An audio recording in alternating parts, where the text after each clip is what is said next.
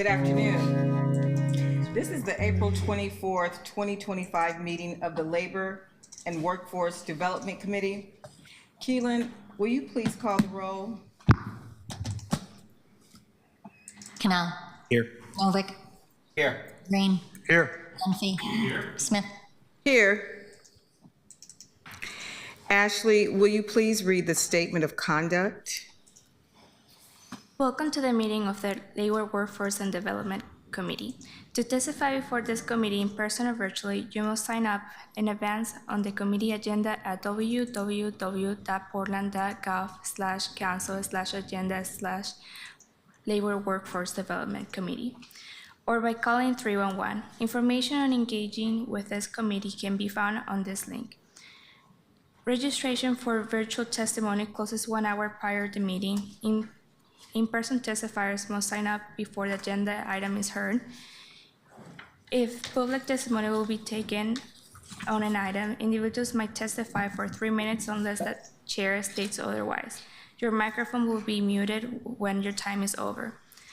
The chair preserves order. Disruptive conduct such as shouting, refusing to conclude your testimony when your time is up, or interrupting others' testimony or committee deliberation will not be allowed. If you cause a disruption, a warning will be given. Further disruption will result in ejection from the meeting. Anyone who fails to leave once ejected is subject to arrest for trespass. Additional committee might take a recess or reconvene virtually.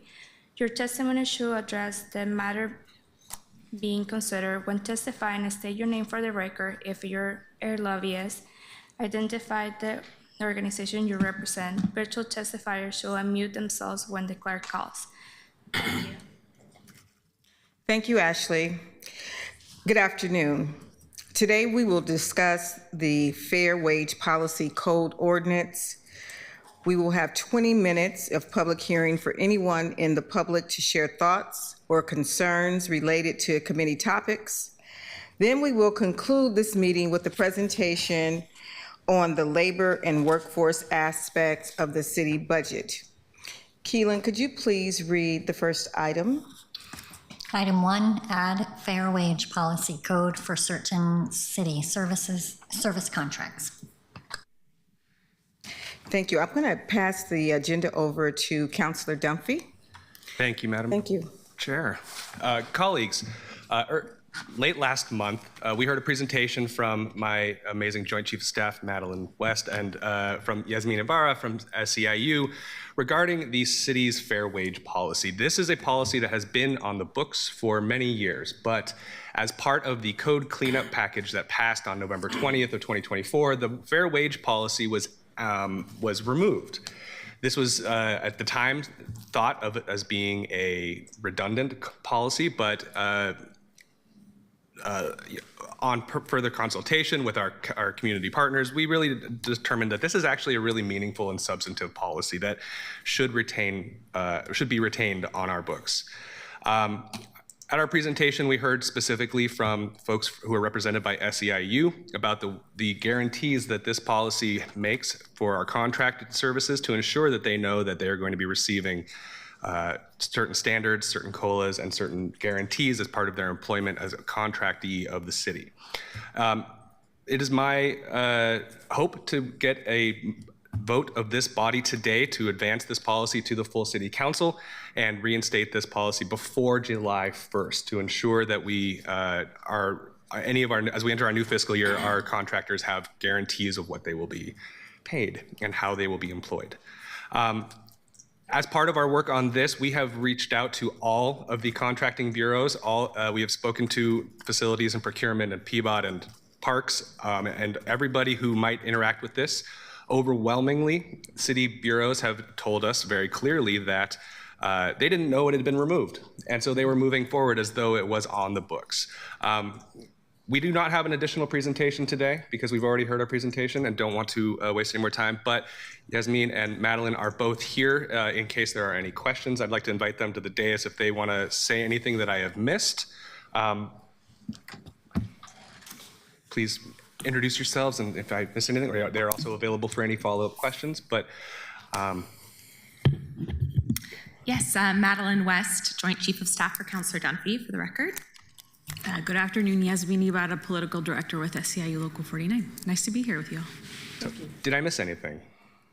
I don't think so. No, that explained it very well. I think this ordinance slightly strengthens the policy in so much as if there did need to be an exception or an exemption, the mayor's office would come back to council to request that exemption.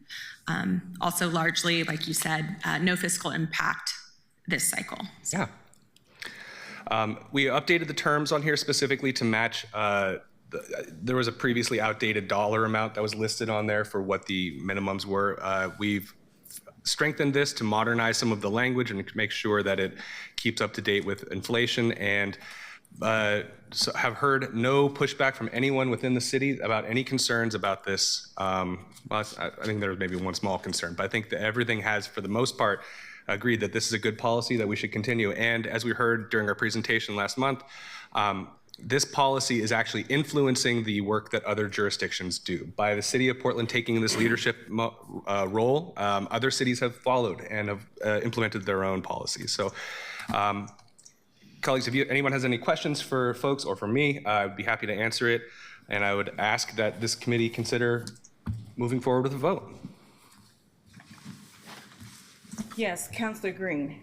Thank you, Madam Chair, and thank you, Councilor Dunphy, for bringing this forward and sort of championing this. I do have a question for Yasmin. Was this something that your members caught last year? Was this on your radar? Did you bring this to City Council, or did we? How did that experience work for you guys? Thank you for the question, Councilor Green. It was around February when we do some internal lookup in the city website to see when the forecast will be coming out, and then noticed that it was no longer available. So we reached out to council clerk to get more information, and that's when we found out that it had been removed during the update in November of last year. Thank you, and that's helpful. And I just want to highlight that I think that's an example of the value of these committees, to be honest with you. So, councilors are out here making policy, but we rely upon our labor partners. We rely upon our community members to help us identify gaps in our code and allow us to move quickly to fix that. So I want to thank you for doing that for not just your members, but every worker in this city. This raises all boats, in my view. And I feel like I know enough. I'm prepared to support this, so I'll just stop talking. Thank you, Councilor Canal. Thank you, Madam Chair. I will have discussion on this afterwards, but I figure it's probably appropriate to just initiate the conversation in such a way. So I will formally move to refer the ordinance, add fair wage policy code for certain city service contracts, add code chapter 5.7, document number 2025-178 to council, the full council, with a do adopt recommendation. Second.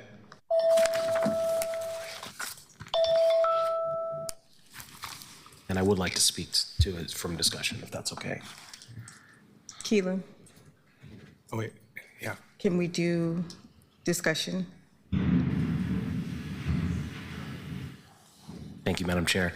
So I just want to thank everybody, in particular, Councilor Dunphy and team, as well as Yasmin and everybody at SEIU for finding this. I think, you know, I watched some of the meetings last year, many of those, including this particular one, where there were hundreds of pages of code that was being changed, and they were being primarily argued as really cosmetic or administrative fixes, and in there sometimes there's a piece of something that was not administrative fixes, which creates a little bit of distrust, and I think from the public as well as frankly from this dais. So this was concerning to me, and I'm grateful that it was caught.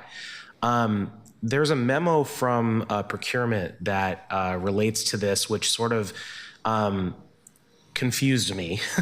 There's an argument here that it was the repeal previously was not that big of a deal. It said that the code was viewed as repetitive to the standards established by the state's Oregon Forward program, and that all city contract templates include all of these things automatically. Well, templates can change, but setting that aside, the immediate next paragraph on potential challenges says increased labor costs are a risk. So which is it? If we're just doing, if adding this back wouldn't change anything, then how would there be increased labor costs? And so, and this is the same letter, this is the same, you know, immediate next paragraph here. So that was concerning to me. And I think it's important that we provide clarity and predictability to our finance staff to predict cost increases in the budget so that the wages we pay contract employees are not based off of the whim of a year or the nerves of an economy. And also to, you know, ensure that cost of living is predictable for the employees themselves. And just as one additional note, like many Portlanders and people who grew up here, at some point you come to a place where you can't find a job that meets the needs of your rent. I had to move away from Portland personally because I couldn't find a job that paid me a living wage. A big part of our economy is connected to city employment and city contract work, and as it's been pointed out, it raises all boats. Like kids coming up, like I was, the workers this policy will benefit, as well as those who work in industries affected by this will benefit from more equitable earnings and a better quality of life.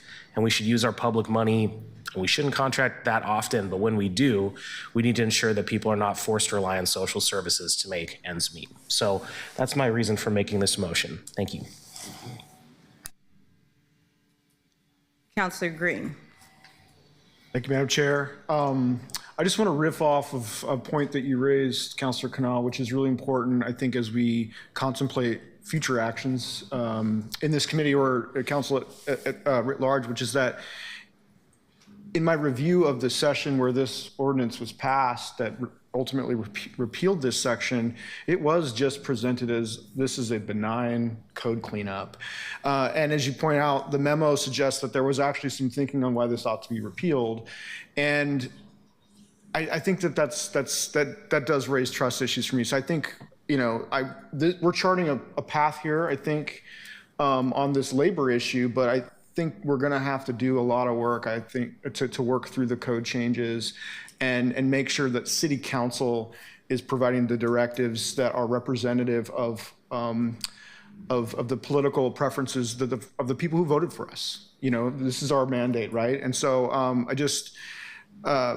I think that there is a role for, I mean, obviously there's a role for administrative rulemaking. I mean, that's for the mayor and the city administrator to sort of provide clarity in the gaps in our code, but this is not something I feel comfortable leaving to that rulemaking authority, and we should just be crystal clear what we mean when we say we support workers. So, yeah.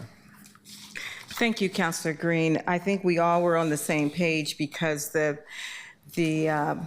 question that I had prepared for this morning was looking at that exact memo and why the original fair wage policy was repealed in 2024. And it did say that it was repetitive in nature and to the standards established by the state of Oregon's Forward program.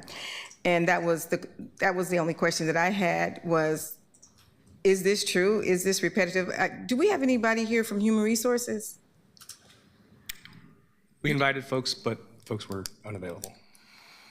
We I, did confer with them. They don't feel it is conflicting. They thought it was, the cleanup was intended to be, yeah, I mean, I do believe that it was done in good faith, but I think that what we've heard from HR and procurement and others is that it's not conflicting with any of the existing policies, that this is existing, this is how the procedures are working, and by having this policy on the books, yes, maybe at some policy read it is covered by the state policies, but it is a good statement of our values to have this on the books and be here, and it doesn't raise any additional complications. I agree, Councilor Dunphy. So thank you so much for bringing this forward and acknowledging that. I did note that there were several items that were taken off the books and code in November of 2024. So it would keep us busy for the next year to have a hearing on each of them. But I think it is important, and I think we need to go through some of those. And as today, I appreciate you all bringing this forward because it does send a message about our values. And that's so important and critical here at the City of Portland. With the new charter change, there's a change in the way that we do business. And so we want to be as transparent as possible. Keelan, do we have anyone for public testimony? No one signed up. Wow, this is like, it's a slam dunk, it sounds like to me. Okay, well, seeing that there are no comments from the public, which is always valuable, it's illuminating, it's important and critical. I think we are probably ready to take a motion to vote on this. We already have a motion on the floor. We got a motion, and was it second? Seconded. So we can just vote, I think. Can we take a vote? Yeah, it was moved by Councilor Canal and seconded by Councilor Novick. Canal. Yeah, I actually forgot to mention one other thing. I wanted to commend you, Councilor Dunphy, and your staff for the most comprehensive community impacts and community involvement impact statement I've ever seen on a council item, and for doing that homework to really understand everyone that's affected by this and to name them. So just wanted to make sure I gave that praise here and save time at the full council. I vote aye. Novick. I'm glad to hear that the bureaus never knew that the policy had been repealed, so no harm done, but the foul is being corrected. Aye. Yeah, when your team approached me to see if I wanted to support this, this was a complete item with a ton of work put into it and thoughtfulness, and I think it's going to be a model as I work on ordinances going forward. I think I'm going to use this as a model for how we pass really good code changes. So I vote aye. Dunphy. Big thanks to Yasmin for bringing this to my office's attention, and that I'm glad we have the trust that you could bring this and that we took it seriously. And I hope that this demonstrates to not only you, but all of our, not only labor partners, but community partners, that we are, and there's a new day. And if you have a problem and you want it fixed, come to your city councilors. We will address it in a meaningful way. Thank you to Madeline for jumping on this, doing amazing research. And thank you to my colleagues for your support, and also to Councilors Green and Novick for being co-sponsors on this item, and Councilor Smith for making sure we get this moved through with urgency. I vote aye. Smith. Aye. The ordinance is passed to full council with the recommendation that it be passed. Thank you.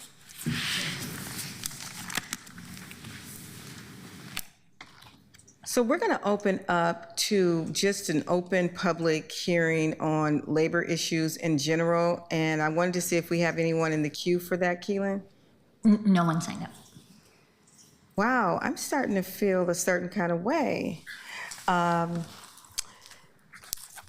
If that's good or bad, that we don't have any matters to discuss. But I do have an update, and I'm going to give my counselors an opportunity to use some of this time. Yesterday, we had an opportunity to put the summer works and apprenticeship item that passed out of this committee to the to the full committee, and it was approved 11-0. And I just want to say thank you for all of you up here who supported that that resolution, which is going to be so important for many young people who are trying to be exposed, inspired, trained, and given an opportunity to have an opportunity with the city of Portland, and also opportunities to participate in pre-apprenticeship programs and ultimately apprenticeship programs where they can actually get their journeyman license. And the question was asked about the number of opportunities, and I just want to set the record straight. There are approximately, in this Portland metro region, 117 projects that people can get work on right now. I'm not sure how long all of them will last. Some of them are bigger than others, but it is opportunity that we have not had in many years in the city of Portland. And so I'm excited about that. I'm excited about the opportunity of having interns in my office and to seeing interns in the other counselors' offices, and just know that you all can at least get one of those interns. It's going to be a valuable experience for many. We had an opportunity to listen to Derek Albert, the co-chair of the National Organization of Black County Officials.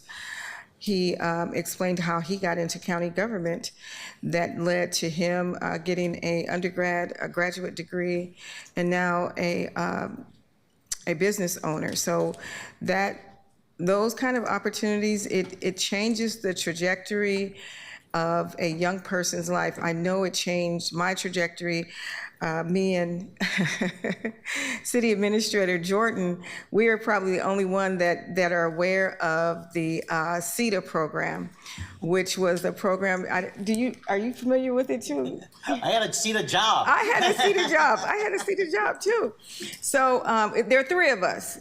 We're people of a certain age, so we know about the CETA job, and it turned into the JTPA money, which is now the WEIO money that we actually, with our dollars, we're going to get our dollars matched by the federal government so that we can afford to pay for more kids. So that is exciting. I'm looking forward to the summer. I'm looking forward to the opportunities that we can expand to underserved youth throughout the city. Now, I want to call on Councilor Kunal to see if there's anything that he would like to add to this conversation. Thank you, Madam Chair. And I had a couple things I wanted to say, but the first one was exactly that. I wanted to commend you on your leadership around the workforce development and the item that we passed in the full council yesterday. There are two other items that I'd love to see us discuss, but before I mention those, I just wanted to add that working in the public service has done a lot for so many families, in particular families of color in this in the city and in this country, and providing that stability and those benefits as well is often a key part of it. And so getting folks into that through pathways such as the ones you mentioned is a really important thing. And I'll also mention that I appreciate the need to look up CETA and all these other things on Wikipedia and familiarize myself rapidly with them. But the other two things I'd like to see us discuss at some point, Madam Chair, is first the City of Portland professional workers who have been waiting for years now without a contract and who are certainly trying to get one. And they formed nearly 3 years ago as a union. So I'd love to see that be a topic for us to broach. I don't believe we've gotten really any recent updates on that progress, and I'd love to get more. And so I'd love to see us invite the mayor and human resources, labor relations to come in. Is that Protex 17? No, CPPW. CPPW. Yeah. Say that in its full.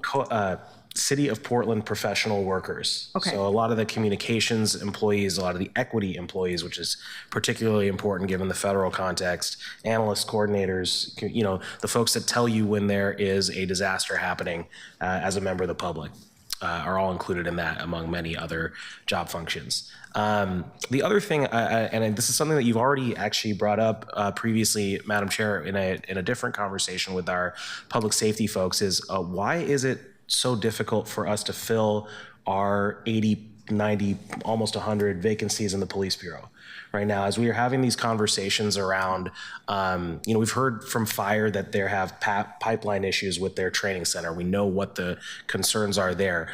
But as we're having conversations leading into the budget, and some of the colleagues have brought up many things around police and the staffing and budgeting level, as well as the mayor, we do have 100 vacancies just about, and I'd love to see, I know this is a priority for you as well. So those are the other things I'd like to see a focus on, and perhaps a little time at one of the future meetings. Thank you. And I think there are also pipeline issues, retirement issues. As I said before, over the next 5 to 10 years, we're going to have a silver tsunami of retirements coming out of all bureaus in the city of Portland. And as you know, it takes about 18 months from someone getting into the program, trained up, and actually on the street. And, we hired a lot of folks, and then there were a lot of folks who retired. So I think the issue of expanding how many people that the state police can certify, because we all go to the same place and they just have a limited number of spots. The last time I checked, we had, if I want to get this right, we had about 2,000 applications for folks who want to be public safety officers. Do you remember that, Councilor Dunphy? I think I remember the police saying that to me, that they have over 2,000 applications in the queue. So if they have over 2,000 applications in the queue, if the issue is that we just can't get a number through the state police to be trained, because they're training the entire state of Oregon's police force. We've been told, and I can't recall if it was in this committee or in the Community and Public Safety Committee, yes, although there is an overlap of 3 of us, so maybe we'll all conflate it sometimes, that the DPSST, the State Department of Public Safety Standards and Training, that the backlog there has been cleared. So I'd love to know from them, and I'd love to hear if there is a barrier, how can we help solve it? Because I do think we should be trying to help solve it. Yep, I agree. That makes sense. That totally makes sense. And Councilor Green. I think Councilor Dunphy. Well, thanks. I just wanted to expand on what you were saying about, and give you additional thanks and praise for your workforce resolution yesterday. There are 2 really foundational moments that have influenced how I got to where I am. One was I was selected as part of my college degree to be an intern for U.S. Senator Jeff Merkley. And I signed up for a 3-month term. I ended up doing 6 months there. It was unpaid. It was enormously hard. It was trying to do that on top of 20 credits every term. But it directly led to my employment in that office, which led to my next steps of every part of my career and directly led to here. Internships and opportunities for young people to have real world experience is life-changing. And so thank you for being dogged about approaching, making sure that we are intentionally creating those opportunities. And the second experience I had was as a behavioral specialist in the David Douglas School District, trying to reduce crime and gang prevention among extremely at-risk youth of color, almost exclusively. How I know that I meaningfully impacted the lives of a number of my students, but a number of my students made bad decisions because they simply didn't have a positive adult role model in their life showing them they can achieve more, and something to keep them busy and engaged and moving positively forward towards their own vision of life. One of my first days on the job in the David Douglas School District, a teacher who had been on the job for about 10 years came up to me and said that hope is a privilege most of these kids don't have. And it has stuck with me. And I just thank you for making sure that our especially out in District 1, where we know the majority of people of color now live, that is where we need to be intense about bringing those opportunities. And so thank you for your leadership. No, thank you. I appreciate it. And in addition to that, 40% of the city's children live in District 1. And I forgot to make that point yesterday in our big council meeting, but that is an astounding number. Absolutely. And so we have to be very careful how we approach educating and engaging our youth, and making sure that it is a positive engagement, and that we're doing everything we can do to build the next generation of leaders. And I see Councilor Green's hand up. Councilor Green. Thank you, Madam Chair. I'm going to pile on the praise. Thanks for your leadership. It is really important that we have champions for workforce development, internship opportunities that are like unabashedly about investing in communities that are underserved. We need to lean really hard into that. I think that there's a really rich tradition in the United States in the civil rights movement about calling for a right to a job. This isn't the same thing as a job guarantee, but it moves us closer to that world that I think I would like to see cities like Portland participate in. Just want to share an anecdote. I mean, I come from a labor family. My dad was a UA 290 pipe fitter. My brother is a UA 32 pipe fitter. My cousins were all 290 pipe fitters, and there's a reason for that, because my dad was able to come out here and find work, good family wage job work in the shipyards, and then he was like, hey, cousins, nephews, come on out and see if you can build a life. And they were leaving, I think, a part of the world where there was a lot of crime. They were exposed to drug issues, and that's how they got to a better place in life. Right. My brother, when he came back from Iraq, suffered from a heroin addiction. He was on the streets, but his union took him back, helped him get clean. And so these are opportunities that we gotta provide for our communities, irrespective of your background. And that's I think there's no shortcut for that. So thank you for standing up for that. And I'm going to vote for that every time. Thank you. I think we kind of have a similar background because my grandfather and grandmother came out here from Brooklyn, New York in 1944 to work in the shipyards for the war. And after the war was over, the folks who recruited him and other black workers, they wanted them to go back where they came from, but they stayed. And so as a result of the toughness and the courageousness that my grandparents had, that's how we got to Oregon with good paying jobs. And that was so important. And if we forget about that, I think we will forget about how we can build a middle class that will be something that we can be proud of. And my mother too, she is a auto worker, retiree. She used to work for General Motors in Michigan. So I think we all have a labor background that is rich and steeped in tradition and understanding about how important it is to have a living wage, great benefits and opportunity to retire with dignity and respect. And I think we all attempt to make sure that the employees at the City of Portland have those things as well. And I want to go back to last week's marathon city council meeting where we amended the amount of money percentage that we were working with. And I think that was so crucial. I was so pulling for Councilor Avalos. She made a great point that we need to take on when we have increases, that increase should be put on the city, not on the worker. And I was waiting for her to drop a third amendment that said we're going to pay for the entire thing. I would have been with you, Councilor. And so I already had a amendment on the table, but it just feels good to work with people who have the same values about the important things around labor, healthcare, young people, and making sure we have a city that works for everybody, not just the fortunate few here. And to be able to have a presence in District 1 where we have never had a presence is exciting to me. I look forward. This is not work to me. We're sometimes here until 10 o'clock, 10:30 at night. And we're tired, we're exhausted, but it does not seem like real work because we're having a great time doing it and working for the people. So I'm excited. Councilor Novick, I see you're in the queue. I just wanted to say that listening to you talk about your family backgrounds, which I can't match except insofar as my dad was from Brooklyn, it sort of reminds me that I think that when Donald Trump says "Make America Great Again," it taps into sort of some cultural memories that people have. And he's not appealing to the good cultural memories, but it is true that there was a time when we had an economy where all boats are being lifted from basically 1945 to 1973. And black men's wages were catching up with white men's wages, even though white men's wages were rising. And that's largely because we had 35% union density. In fact, in 1973, 40% of black men were in unions.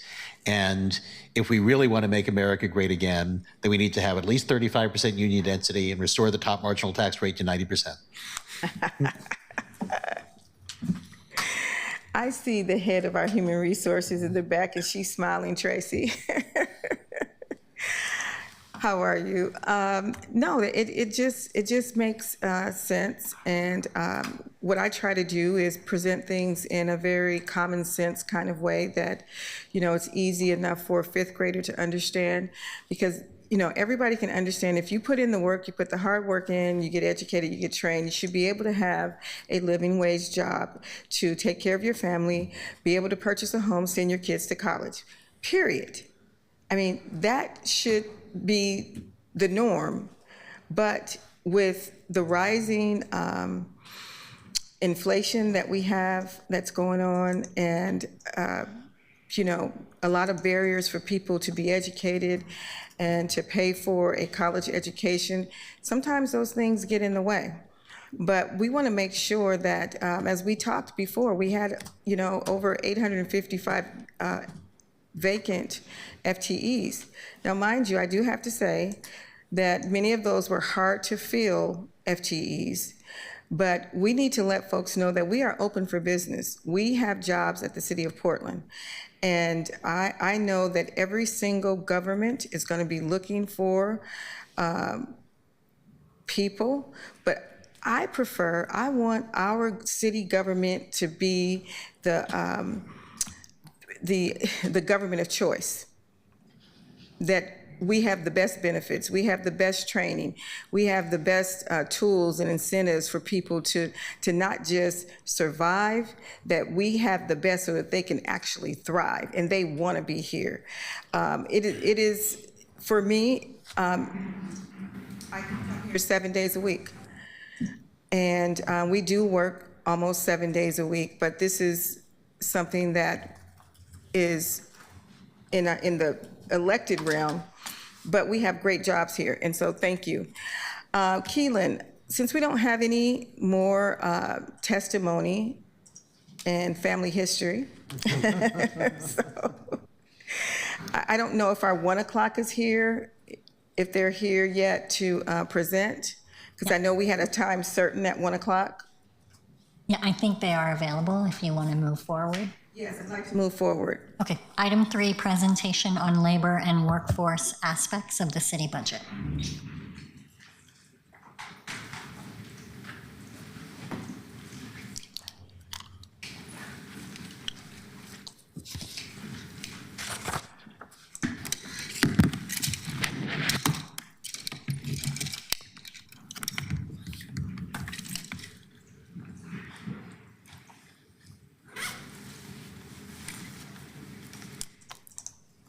Thank you, Keelan.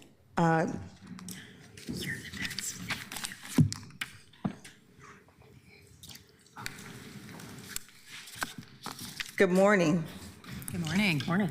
We're joined by folks from the City Budget Office and the Bureau of Human Resources to discuss labor and workforce aspects of the city budget. We asked for this presentation as a way to prepare for our committee's assessment of the mayor's budget when he releases it in about 2 weeks on May 7th. For now, we are relying on initial budget information that bureaus and service areas have prepared and released over the past several weeks.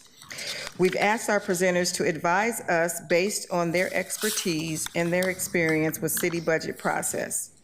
We will be discussing many different aspects of the budget, including the status of various labor negotiations.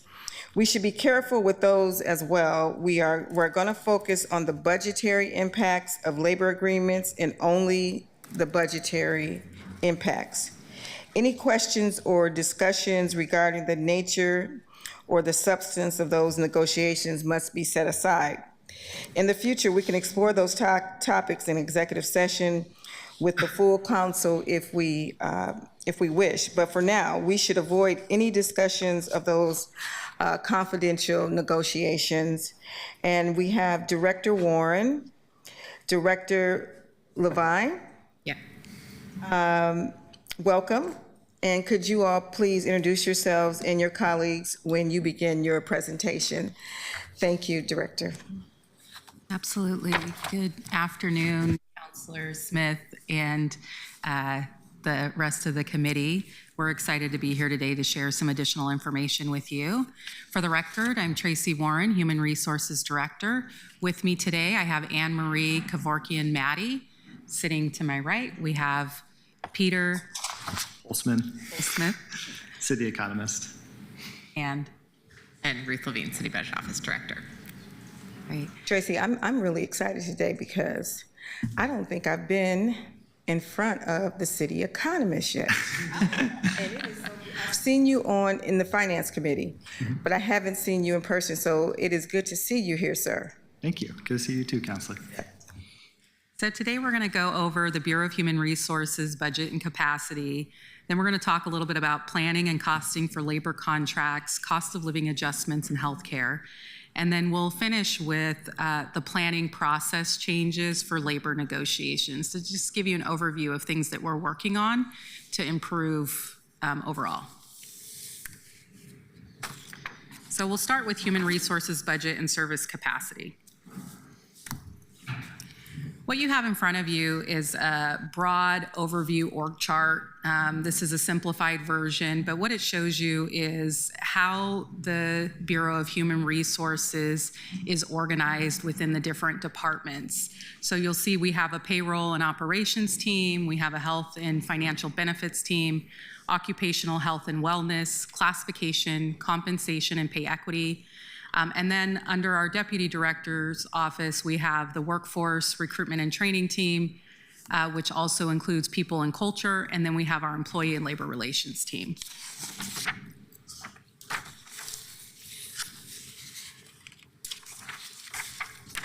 We're going to talk a little bit about the budget for human resources.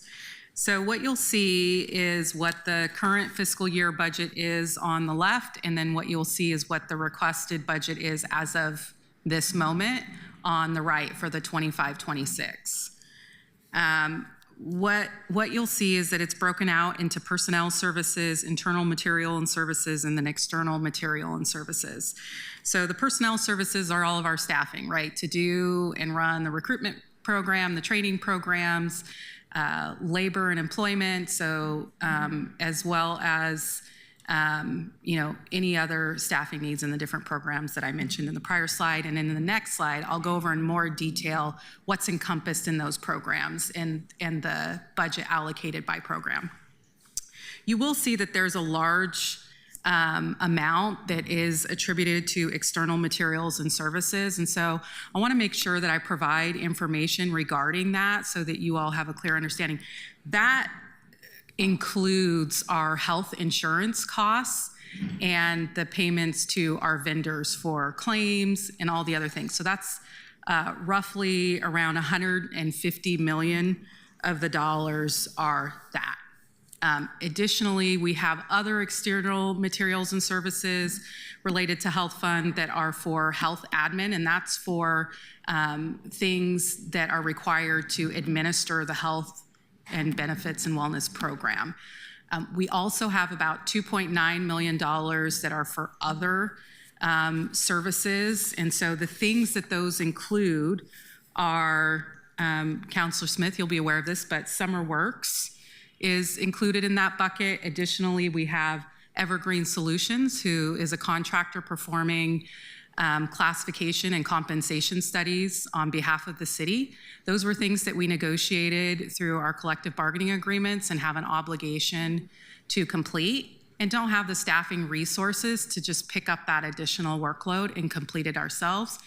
And it tends to be more cost effective for those limited projects to contract out. We're paying, for, roughly it's 2 years worth of a process. We're paying roughly $175,000 to the contractors, which if I were to staff up the team to be able to do that work, we'd be spending double that, if not triple. And that's important to know, because in our other committees in the transportation and infrastructure, the question came up, is it cheaper for us to contract out some of these services, or could we do it cheaper by having employees? And I know Councilor Dunphy and Councilor Canal were concerned about it. So thank you for bringing that up, and thank you for the great conversation that we had with DCA Morrissey last week around SummerWorks, and we did vote on putting it back into human resources. So thank you for wanting to lead that effort. Absolutely, and thank you, Counselor, for entrusting it into us, and I look forward to partnering in the future on it.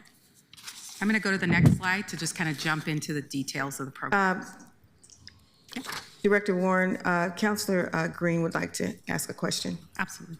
Thank you. Just before you move on from that slide, so it's helpful for you to clarify that the external materials and services category is picking up what I assume is the entire city's healthcare costs. So is that a pass through through your sort of budget bureau category? We administer the health fund, and then we also, each of the bureaus pay into the health fund for their employees' health benefits at the 95% rate plus the admin fee. So then, and maybe this is a question for our budget folks. So if I'm looking at other bureaus and I'm looking at the EMS category, would I expect to see similar line items that are billed to healthcare costs in that, or would it be like internal materials to services to bill back? Do you understand the nature of my question? Yeah, I get. Help me ask yes. it. Okay, thanks. It is a bit confusing.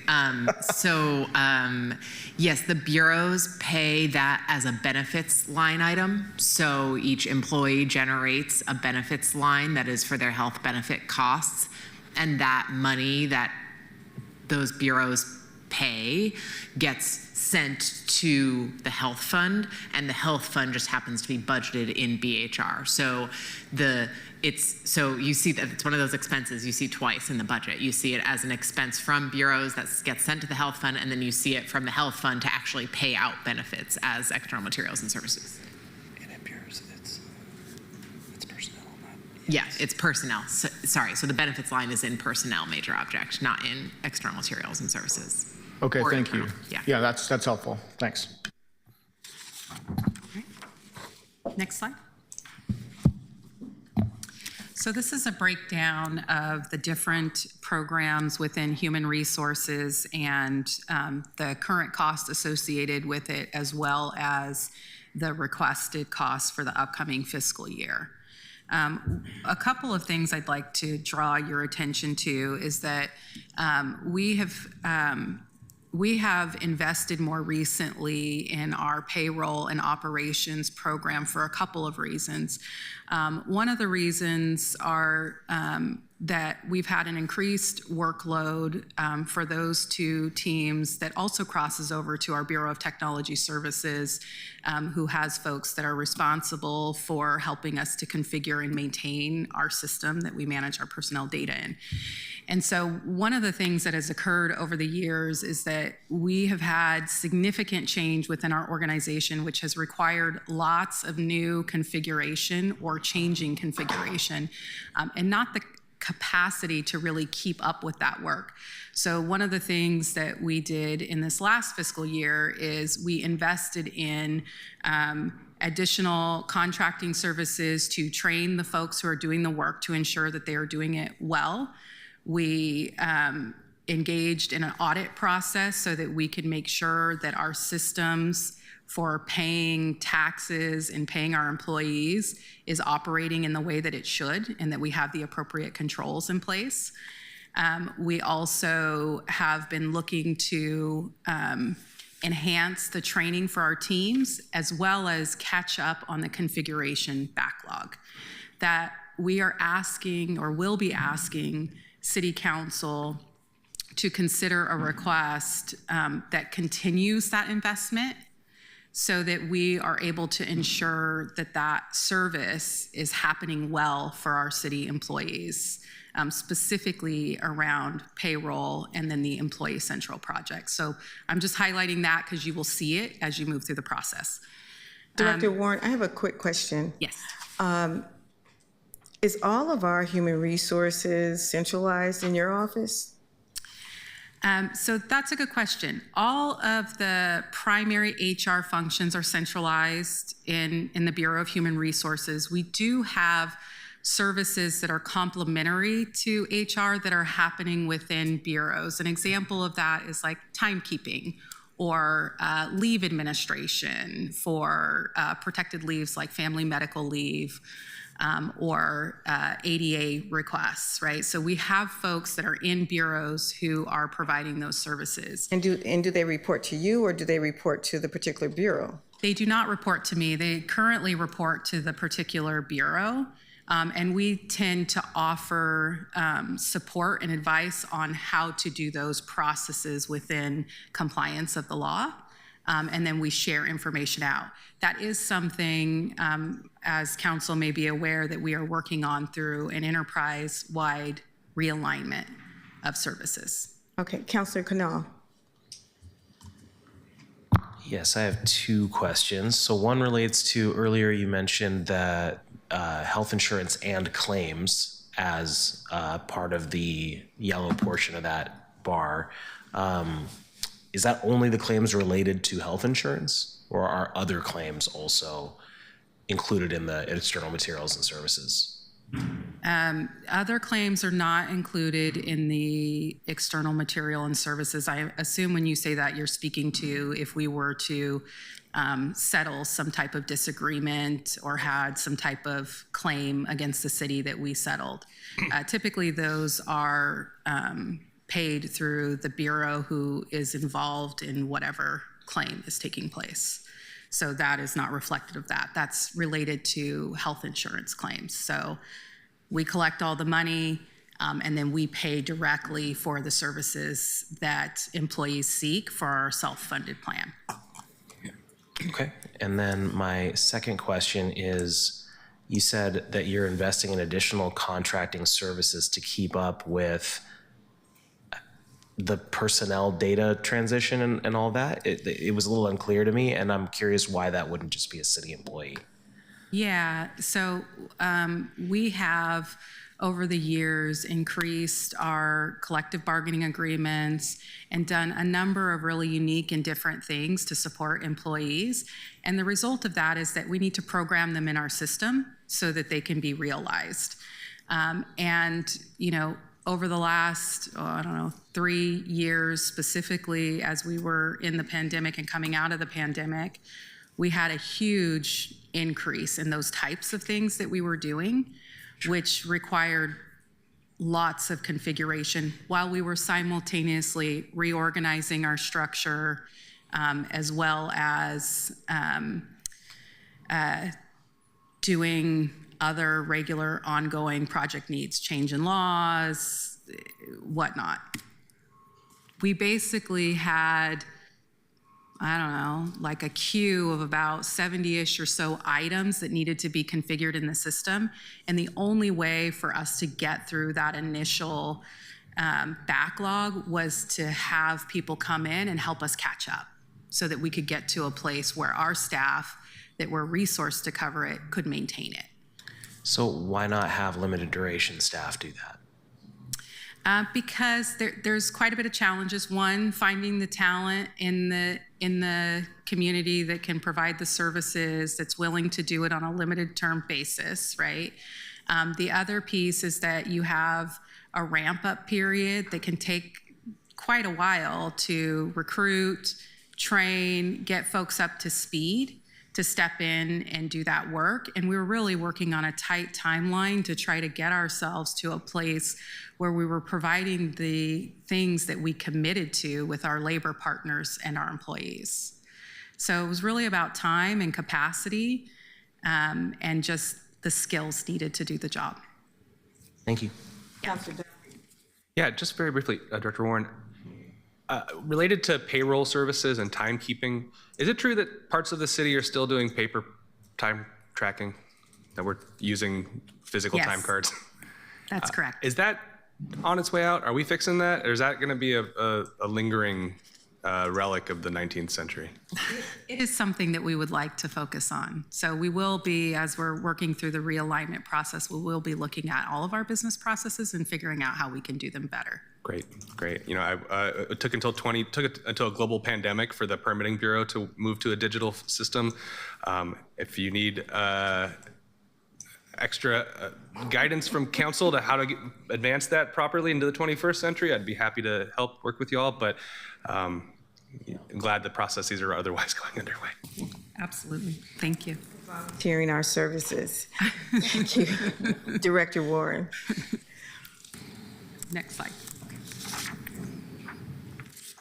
So now I want to talk a little bit about our recent accomplishments. So, we've developed a series of trainings for managers and supervisors so that they have the tools that they need to support their teams. It is module-based, so I believe there's 6 modules that talk about the various aspects in which a manager should have awareness and be able to support their employees through. An example of that is performance management. We've also completed the city's workforce demographics dashboard to inform decisions related to the current diversity of the city's workforce. So we went through a huge process. It was called the Workforce Census survey, where we resurveyed all of our employees and collected updated data that was more reflective of how our employees self-identify, so that we could have data that was representative of our workforce to make better decisions as we're working through many of our processes.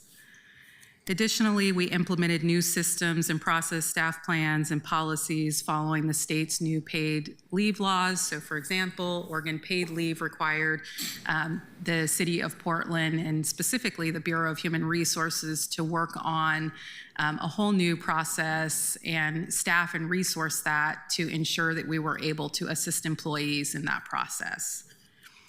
We finalized 3 labor agreements. You all will be familiar with the AFSCME and DCTU contracts that recently came to you. That is a recent accomplishment.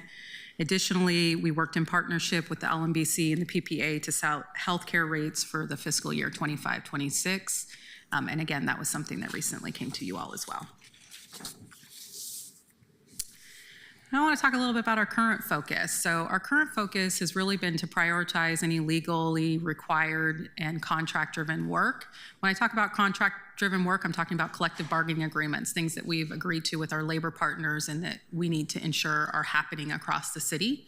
And when they're not happening across the city, we need to be able to be responsive so that we can course correct and ensure that employees and managers have the support that they need. As I discussed, we're working on supporting payroll, benefits, investigations, and labor compliance. Those are kind of core functions across human resources that we're engaged in all the time. We've seen increased needs and support in all of these areas. And then additionally, we're just responding to issues as they arise, because the team is staffed in the way that it is, and we've had, continuing years of cuts within the Bureau of Human Resources. We really have not had capacity to take a step back and think about how we do our work proactively. So we're really doing a lot of crisis management as things come up. We are also, working to improve process as we go along when we can create capacity. And I have a very dedicated team who wants to see things happen better. And so they're really engaged in trying to find time to make it work. But with more capacity, we could do more of it. Strategic and proactive initiatives may be delayed. I think that's kind of one of the things I'd like council to be aware of, is that, human resources is often tasked with the responsibility to help lift a lot of these large initiatives and changes that are happening with our workforce. And when we do that, that sometimes means that we have to reprioritize what we're doing, and some things will be delayed so that we can focus on the other. All right. I'm going to turn it over to Peter to talk about planning and costing for labor contracts. Great, you can go to the next slide. For the record, Peter Holtzman, city economist. Do you want to go to the next slide? Yes, sir. No worries. So one of the questions is what is included in the base budgets at the beginning of the budget cycle? And for the general fund, the current practice based on the financial policy is that the current appropriation level, or CAL targets, include forecasted inflation, so cost of living adjustments, external materials and services inflation, internal materials services inflation, PERS rate increases, debt schedules, and base health rate inflation based on the Aon report. But it does not include any policy decisions beyond status quo unless otherwise specified by council. So council always has the authority to at any time make a policy decision or an indication of one, but it's not included until there's authority there. And the rationale is by including it, it could actually influence the policy outcome. And so there's kind of a wall between the forecast and the policy side. Next slide. So these are the recent, so just to back up a step, you've seen the total costings for a lot of these labor bargaining agreements and health benefits increases. What happens is it hits each fund differently, and so you've seen the total costing, but for the general fund, that's a slice. And the portion that is general fund discretionary is, or what proportion of employees in a specific bargaining unit is, it varies from bureau to bureau. And so we adjust bureaus' budgets based on the amount of GFD funding appropriate for that bargaining unit. And so for AFSCME, just again, for perspective, both AFSCME and DCTU, they are largely non-general fund employees. The majority of the employees for both of these funds are non-general fund. And so the total impact between those two is a bit over 1.5 million for fiscal year 25-26. And then the respective health benefit changes are seen there below. The total of all these is a little bit over $3.3 million in ongoing.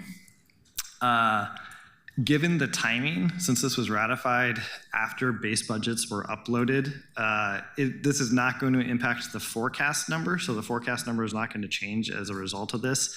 They're just going to show up as decision packages in the mayor's proposed budget, approved, so on and so forth. So as opposed to, saying there's $23 million gap, assuming no change from February, the gap's going to stay the same. It's just there's another expense that has to be paid for. And we can go to the next slide. And then I just also wanted to highlight all of the non-general fund impacts, and each fund and bureau plans differently and has slightly different processes, mostly as a result of just, a public works bureau is a very different thing and has very different constraints on its funding than a general fund bureau. And so I just want to, one, put this in front of you, and then two, highlight the fact that they don't face necessarily the same trade-offs as the general fund. And I'll turn it back over to Anne Marie. Hi, everyone. Anne Marie Kevorkian-Matty, Labor Relations. Warren, Councilor Green has a question. Thank you. This question's actually for Peter.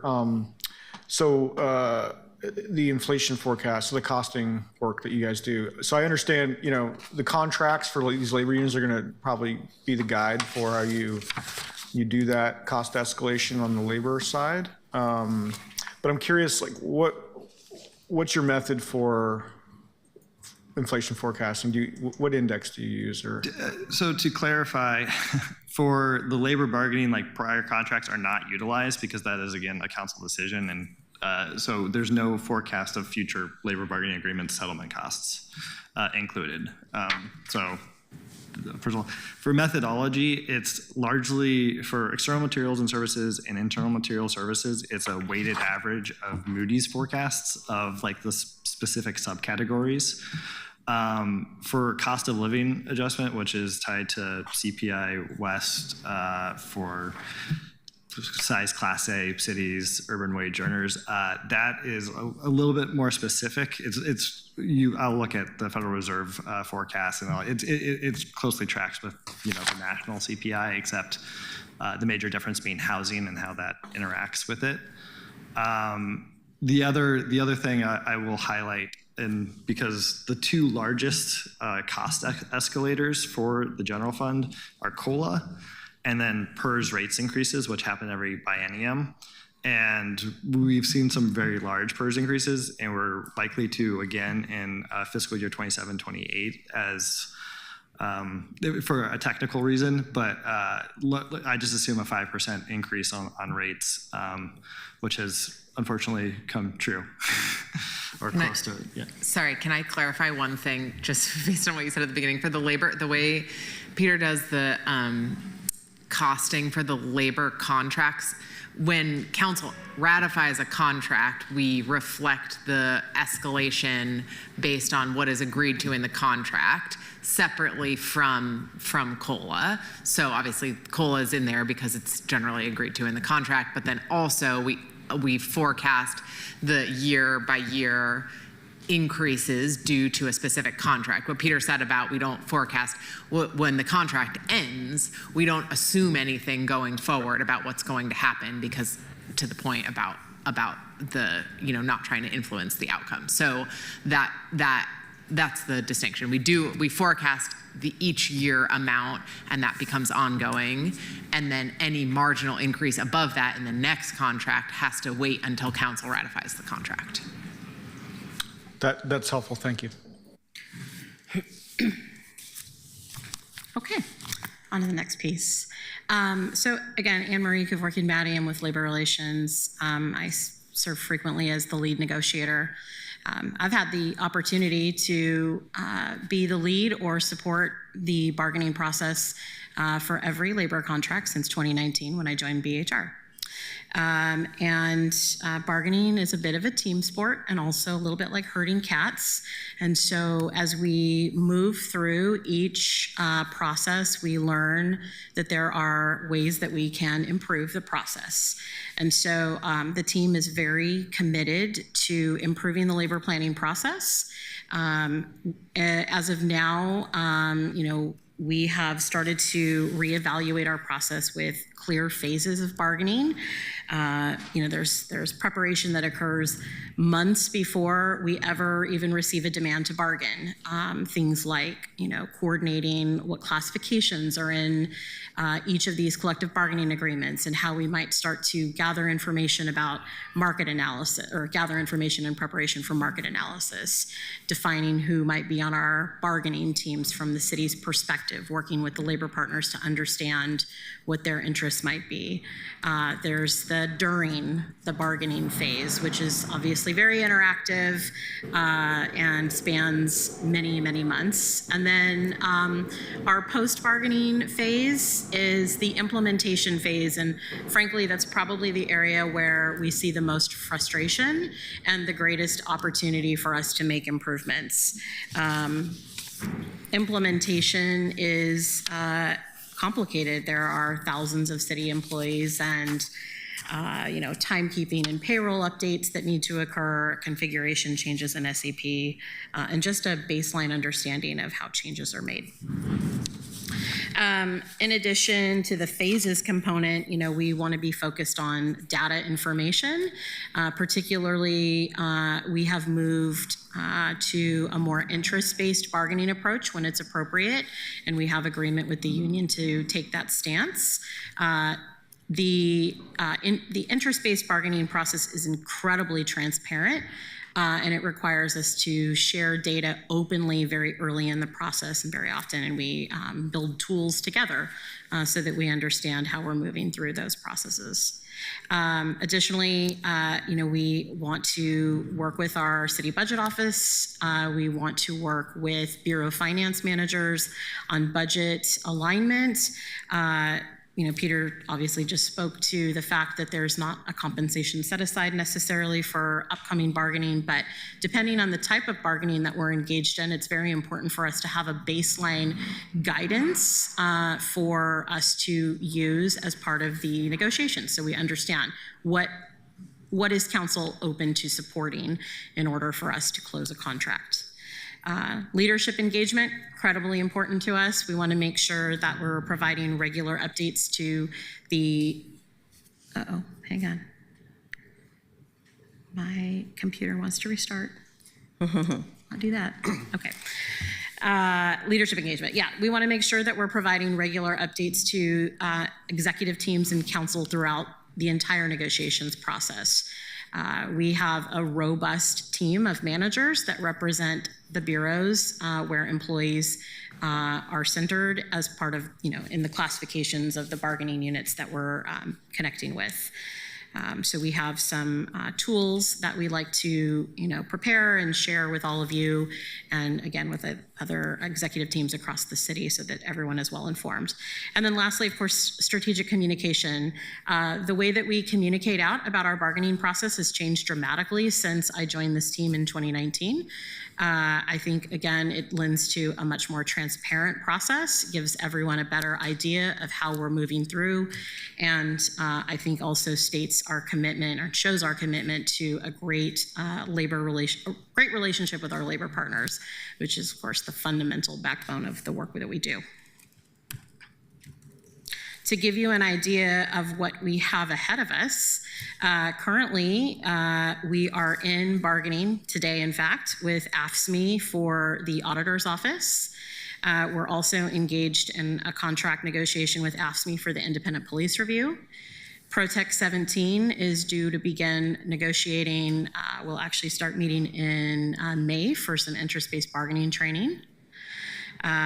Not listed here is the new BOIC 911 dispatcher supervisor contract that will be coming on board. And then in 2026, we have Police Association for the sworn police officers, PFFA's contract, Portland Firefighters contract for the community health responders and nurses. And then LIUNA, Labor's Local 483, has 3 contracts opening next year. Their Portland City Laborers contract, the recreation contract, and then their seasonal maintenance workers contract. And a little further down the line in 2027, we have our 3 primary public safety, or 2 of our primary public safety. So Portland Firefighters Association, and then the dispatch for Portland Police Association 911, and then the Portland Police Commanding Officers Association. What we don't have in here listed is CPPW, which is also in negotiations occurring today. And I'm sure we'll have a few other small things that will come up as we move in the future. And I think that's it. I'm happy to take questions. Thank you, Councilor Canal. Thank you. I have 3 questions, and if you could go back to slide 14, please. So the first question is a clarification. When you say executive team and council, and specifically referring to council here, are you referring to all 12 of us, or are you referring to a subset thereof? We're referring to all of council. This is part of the process we engage you all with through executive sessions when we talk about our labor negotiation strategies and understand your priorities associated with it. Thanks.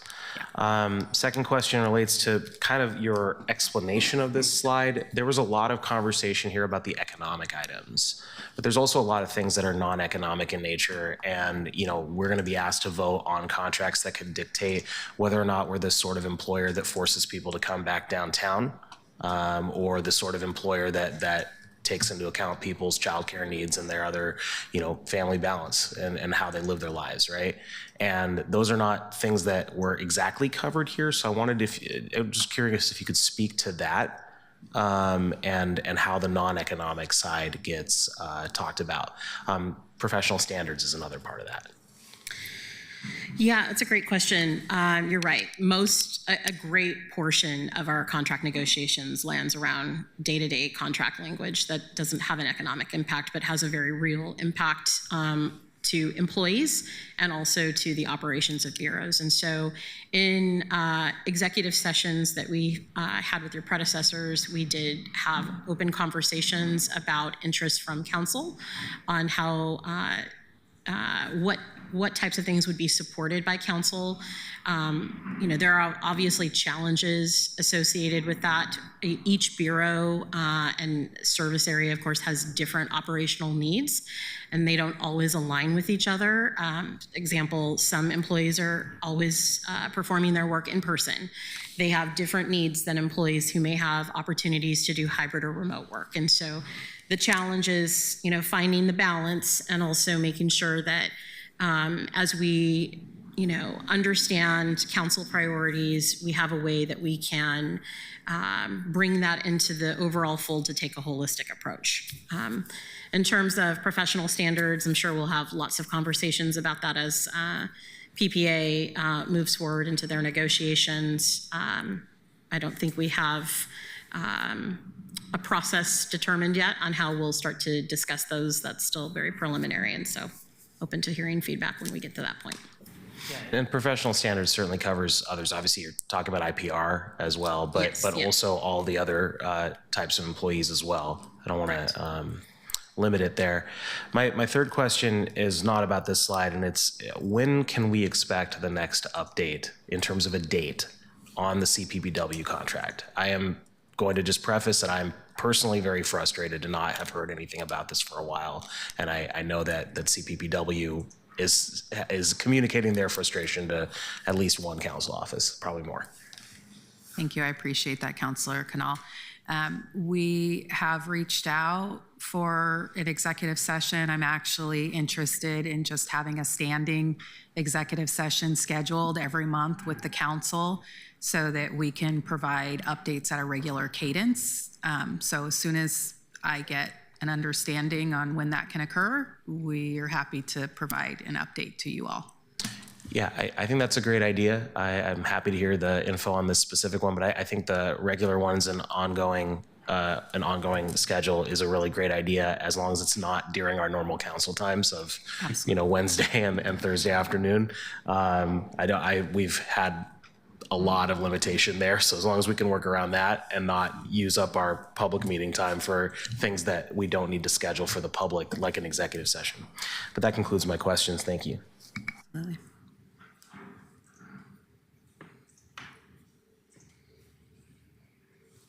Okay.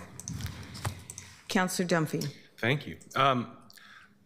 I will just first of all, I'll just second that I would love to have a standing meeting, but also if we could make sure it's not the Thursday after Thursday morning after a Wednesday night council, that'd be great. To slide 15, when I came in the building, I heard that there were 13 labor contracts to be negotiated over the next multiple years. I'm seeing, I think you said, I'm seeing 9 on here, and I think you said there are another 2, so like 11 contracts to be negotiated the next 26 months. Do you have adequate? First of all, I'm glad for you for the job security, but do you have adequate resources? And will you have do you believe you will have adequate resources following this budget cycle to be able to adequately meet that need? That's an enormous amount of work in the next 12 months. So we have recently realigned a resource when it became vacant to the labor relations team to add capacity. And, to just be very open and direct, no, I don't think we do have the amount of resources to provide proactive support related to labor relations. We're definitely frequently scrambling to make sure that things happen when they're supposed to happen. And it would be great at some point to get to a place where we can be planful and we can support in a way that everyone feels good about. Yeah, these negotiations are so touchy sometimes, and sometimes emotionally charged. And I also know that there is a human tendency to ascribe to malice what is sometimes just ascribed to just the human condition of being real busy and having too many things to do at once. I think this committee would be, we're interested in the outcome, and so therefore we're interested in the process. And I will be keeping that in mind as we are looking at the budget this coming cycle. So thank you. Thank you, Councilor Dumpy. Do we have any more questions? Thank you. Thank you all. Thank you. Have a good day. Committee members, as I was looking down, it looks like we are about 40 minutes early. Do you have any other issues that we should talk about or discuss before we actually we're going to get a general fund forecast next week on the 28th?